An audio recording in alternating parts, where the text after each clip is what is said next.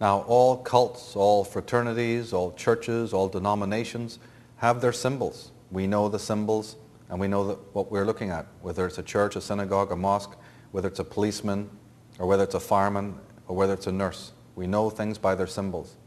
So fascism, what are the symbols of fascism? One might think it's the swastika. Actually, it is not. The symbols of international fascism are much older than that. And the key symbol, the cardinal symbol of the fascist movements of the world, is a bundle of rods with a hatchet in the middle of them. This is called the fasce, or the fasces.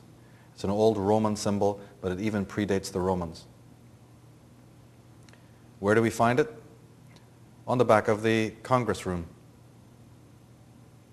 The Freemasonic monopoly of government positions continued for at least the first 100 years of United States history.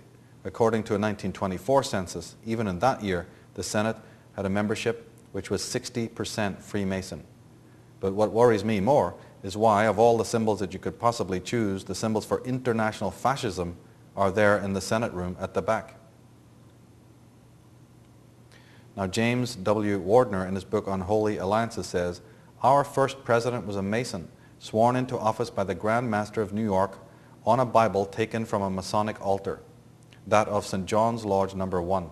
The Bible used in the ceremony was brought there by John Morton, Marshal of the Day from St. John's Lodge, of which he was the worshipful master. Thus was laid the cornerstone of our country and forever of our government. This same Bible, used for Washington's inauguration, was used to swear in Masonic presidents Warren Harding in 1921 and Dwight Eisenhower in 1953. And what the good doctor fails to tell you is that when George Bush, in more recent times, asked for his Bible, he specifically asked for 3 Bibles, the Masonic 3, and laid his hand on 3 Bibles, and that is another known Masonic symbol. Well, if you got allegiances, you certainly have. George Washington, here is another statue of George Washington, and the caption under the bust, under the name, says Freemason and First President. Now, I don't know about you. In fact, I'm not even an American citizen. I'm from Ireland, but yet I would take offense to that statement, because what does it say? Let's read it together. It says George Washington, Freemason and First President.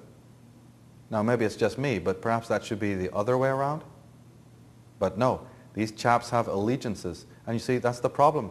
That's the conundrum with domestic enemies. If you've got allegiances behind the veil, then what good are your promises and your allegiances in the public domain? If you have your fingers crossed behind your back, so to speak, what good are your promises?